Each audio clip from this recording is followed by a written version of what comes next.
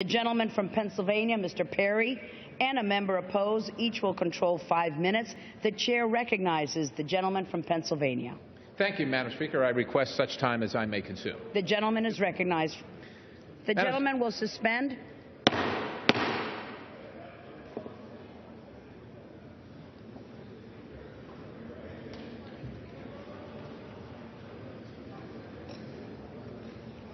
The gentleman is recognized. Thank you, Madam Speaker.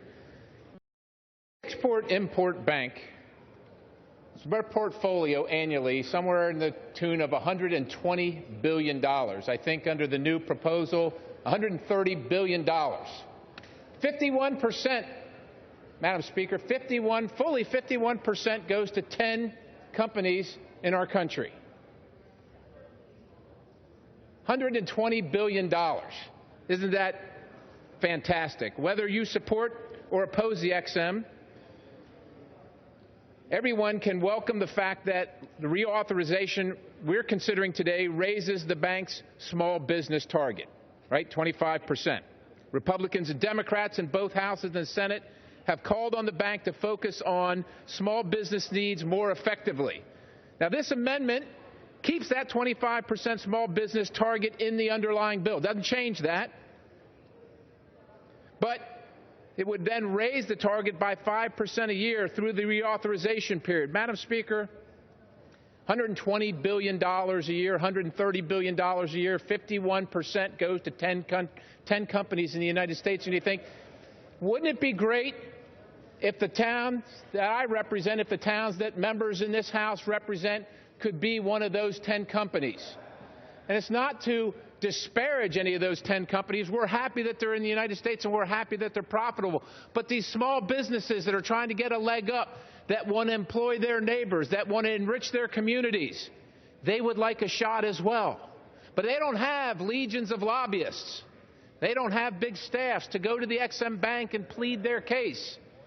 And what that results in is 98% of small businesses, 98% of trade across our country is conducted without any help at all of the XM Bank. Wouldn't it be great if we could remedy that? And wouldn't it be easy if we could Madam Speaker, that's what the amendment that I propose does.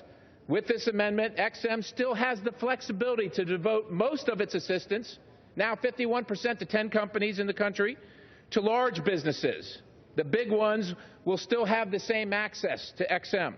All this does is requires the XM to take small businesses more seriously. Yes, it's a little more work, right? They don't have the lobbyists and the staff that all these big multinational companies do.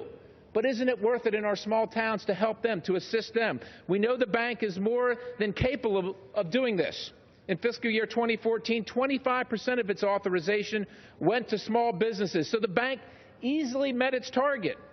But in the 3 years prior to that, XM literally ignored the small business target that Congress enacted and required of them. Under this amendment, XM has to ensure that it meets its small business target. It has to. And if we want to help small businesses like the one in your town, the one in the towns that you represent, we have to make sure that it does that. We need to keep an ambitious target that XM can meet and encourages the bank to reach it. Madam Speaker, at this time, I'd like to yield a minute and a half to my friend, Mr. Mulvaney. Correction, I reserve. The gentleman from Pennsylvania reserves. For what purpose does the gentlewoman from California seek recognition? Mr. Chair, I claim time in opposition to the amendment.